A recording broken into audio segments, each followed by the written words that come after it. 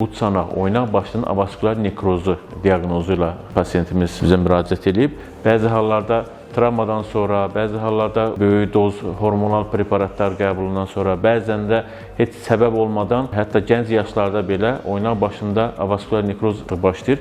Şikayətlər xəstələr yeriyəndə, oturub qalxanda, pilləkən çıxıb düşəndə, çanaqda, yəni beldə və ön tərəfə, qasığa doğru, budun dibinə doğru və oradan da dizə doğru yayılan ağrılardan şikayət edir.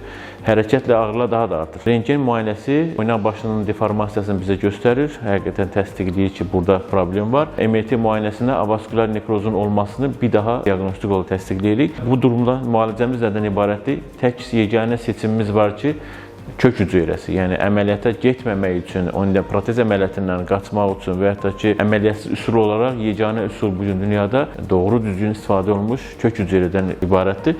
Biz də illərdə də bunu edirik, həqiqətən həqiqi kök hüceyrənin prosedurlarını icra edirik.